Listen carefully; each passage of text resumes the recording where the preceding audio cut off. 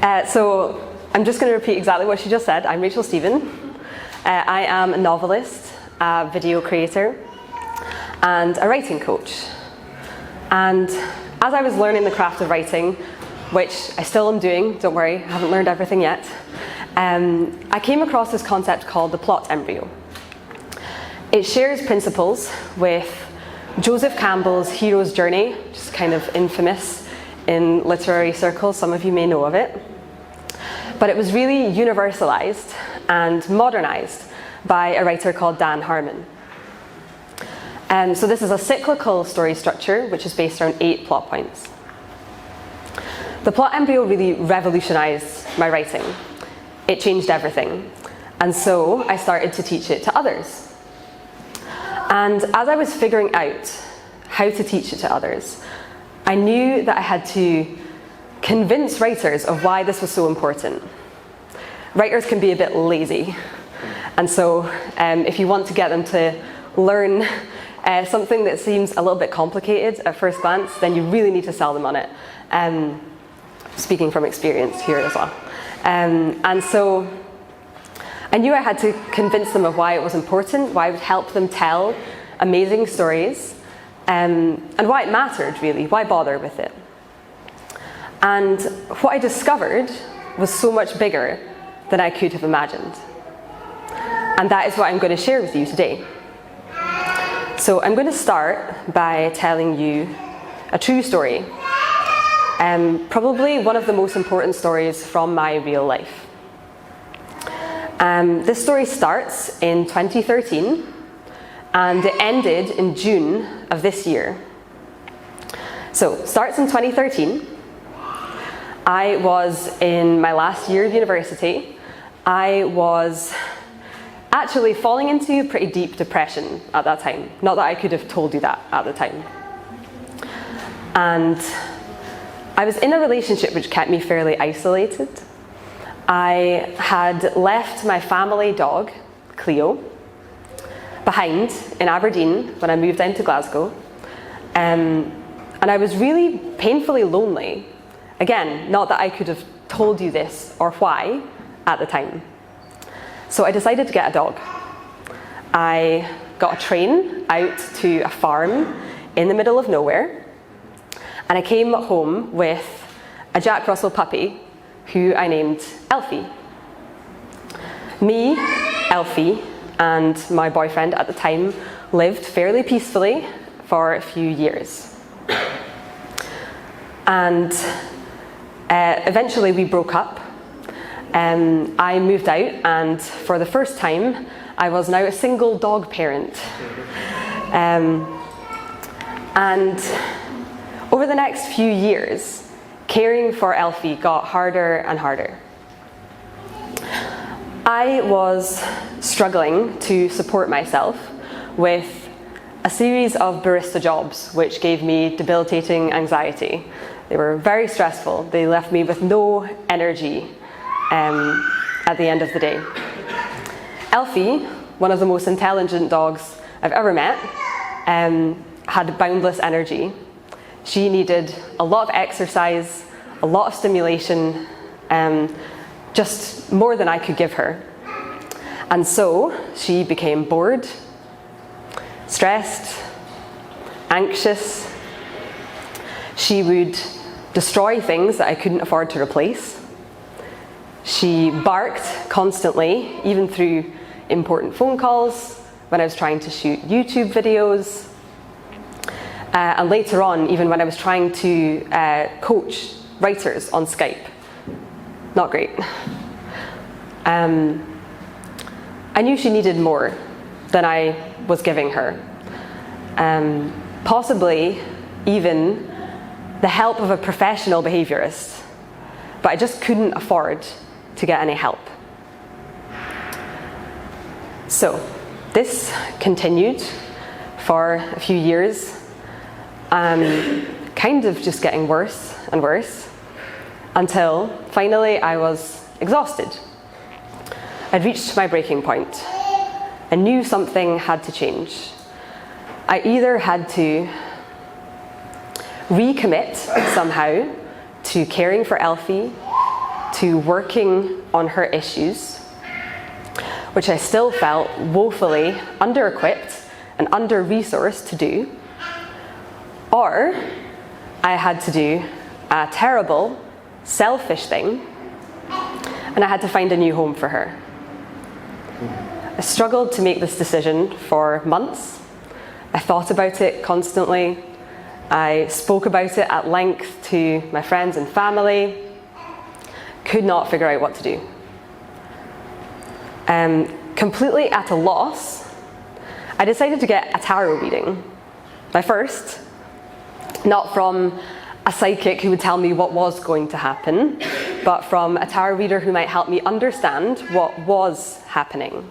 Hopefully, give me some insight into what was going on with me and the decision that I had to make. The reading was actually really profound. It really forced me to confront how really I felt that me and Elfie were the same.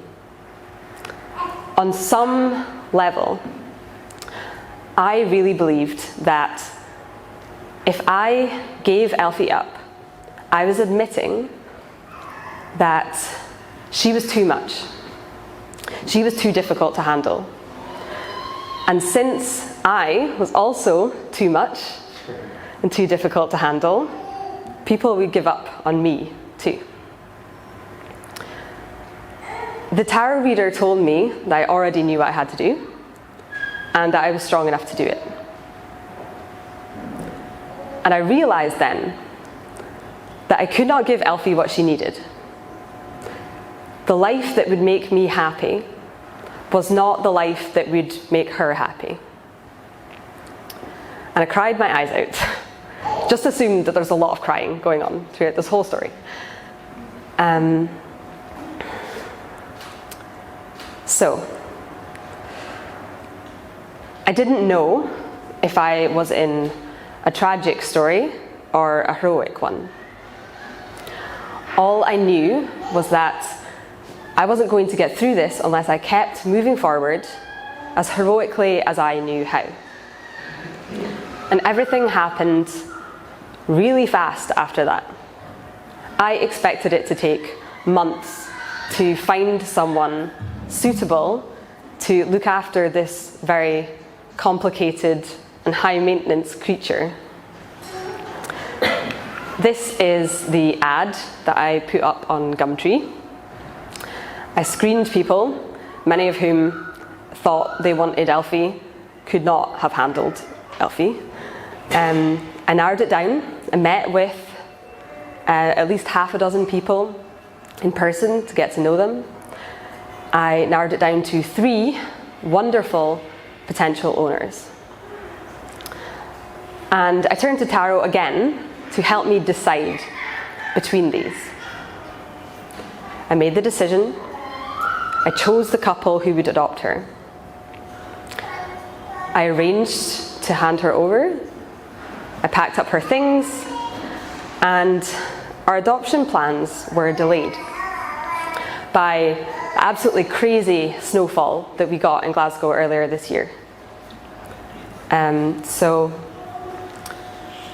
Elfie was 6 years old when I took her on our last walks together. The snow was so deep that it reached her chin. Not that that would have stopped her. She was having a great time. Eventually, the snow did ease, and we rearranged. I met with the couple one evening. We chatted. I handed over the lead. I handed over the bag of her things, and we walked down different streets. That night, me and my partner went to the cinema as really a distraction. And eventually, of course, we went home, which was now very weirdly silent and empty. And I still had no idea if I'd done the right thing. I was still terrified. I didn't know if I'd chosen the right people. Was she going to be okay? Could she ever be okay without me, her one human,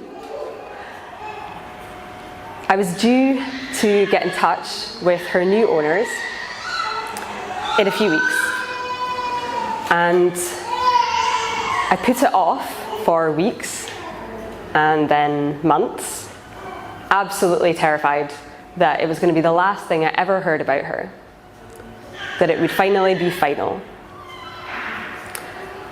Eventually, her new owners put me out of my misery and emailed me instead. This is the email that I got.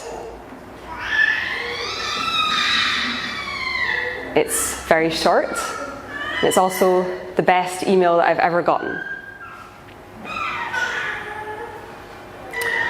All that was left for me to do now was to keep going, keep walking with my loss, and keep reminding myself that she was happy, they were happy, and I'd done the right thing.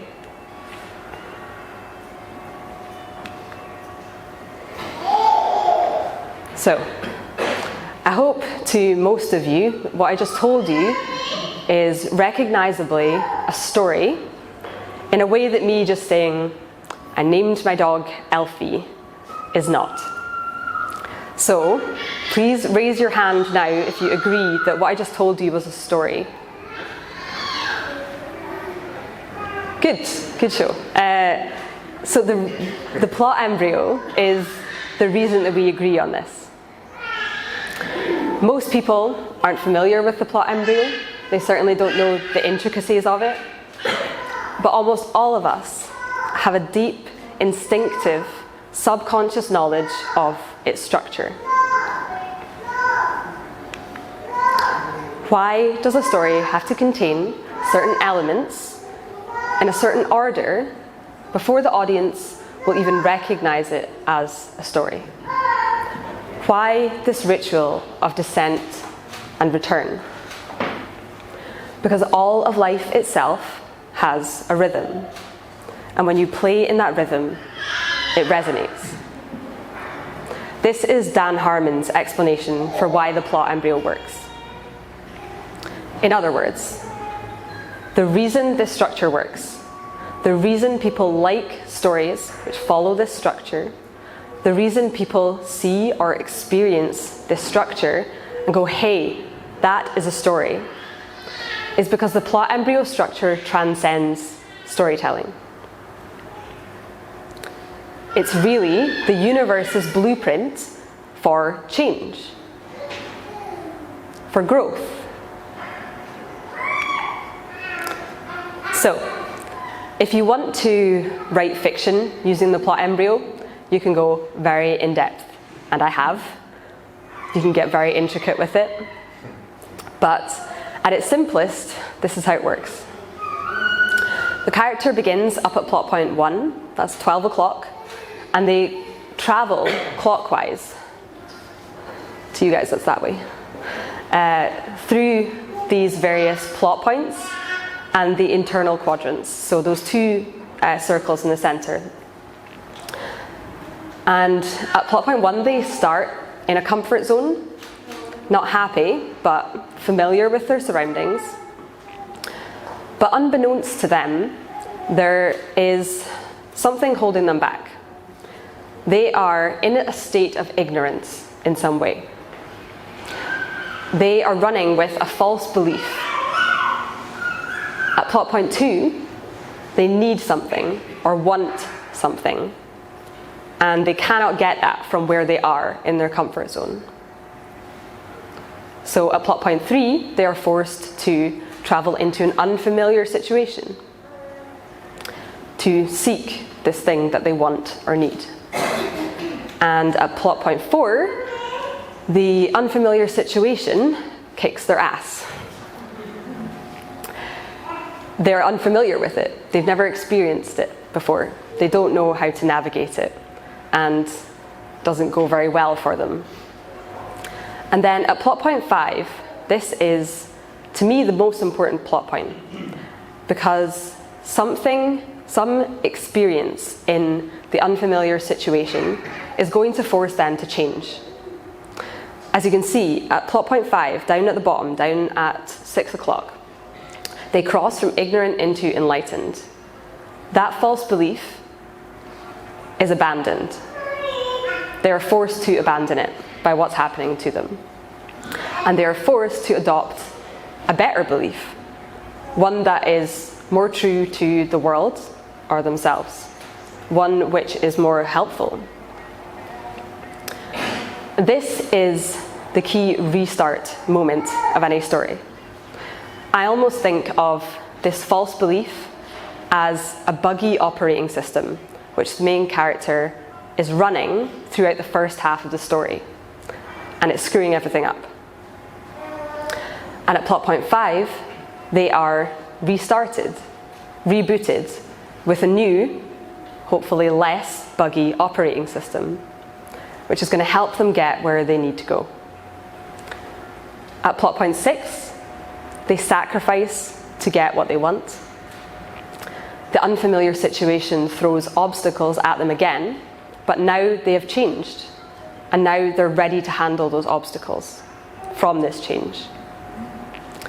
At plot point 7, they emerge into a newly expanded comfort zone.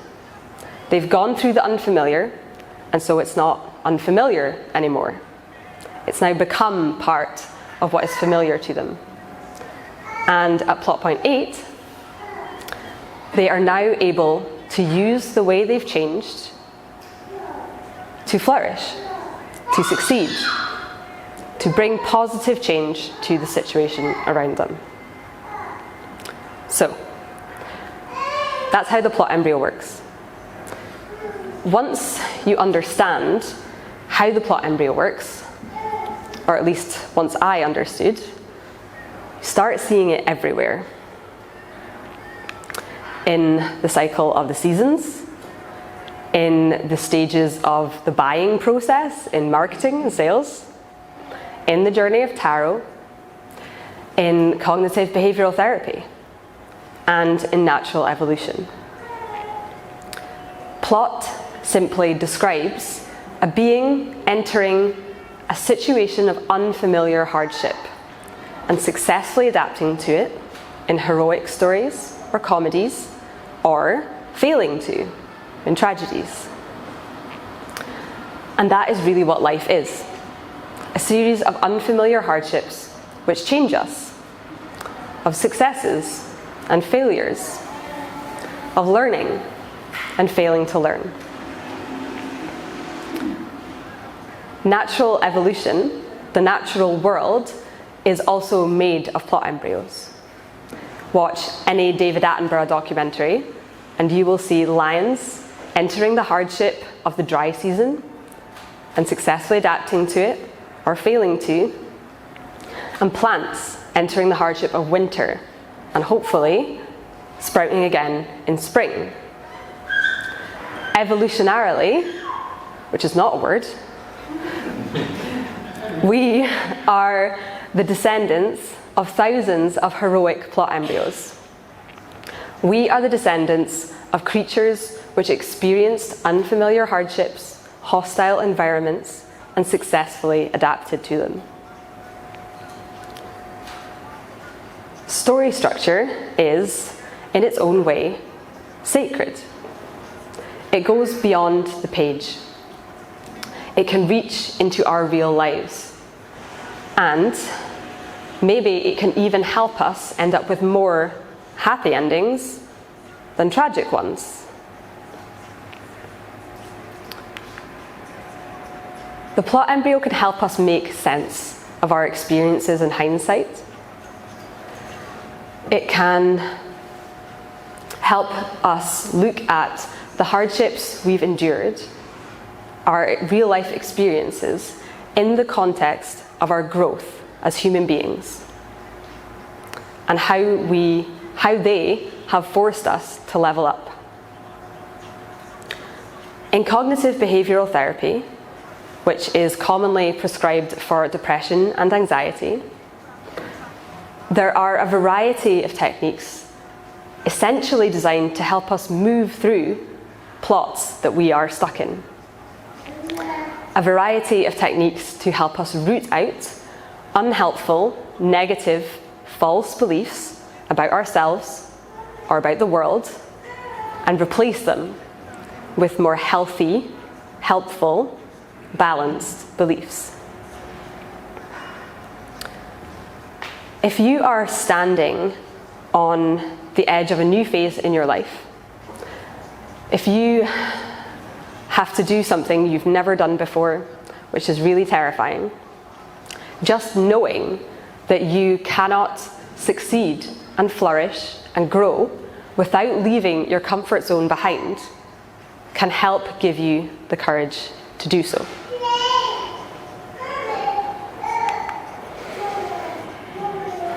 This is the plot embryo for the story that I told you.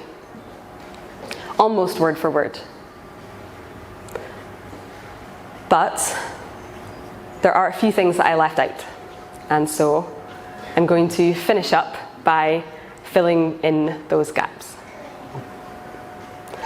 I honestly do not believe that I could have made it through my journey with Elfie, this period in my life, without the plot embryo. I honestly think that I could have remained trapped in plot point 4, where life was kicking my ass, for much longer, possibly even the rest of Elfie's life. Plot point 5 for me was when I got this tarot reading and the subsequent realizations from that. Tarot has really strong ties to the hero's journey. It is, in effect, a tool for using story structure and archetypes to give us insight into our real life experiences. When I was at my breaking point, I turned to story through tarot, and it was the catalyst which showed me the truth of the situation and the thing that I had to do, the decision I had to make.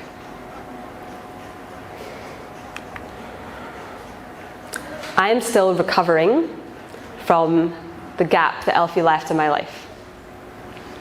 However, I dread to imagine where I would be right now had I not gotten this email from her new owners. I would still be absolutely drenched in guilt, uncertainty, unable to let go. This email was the moment that changed everything. Everything clicked into place. It's one of the only moments in my life where, in the moment, I knew where I was in the plot. It's almost like I could see my life from above. I was reading this email on my phone, and I knew this was my plot point 8. I finally knew how the story ended. It was like the universe itself telling me, it's okay. It's over. This wasn't a tragic story after all. You did the right thing. So, I had survived one of the most fraught periods in my life. I had survived, and I'm still surviving, the absolutely necessary heartbreak and painful growth of it by uncovering my life's plot. Thank you.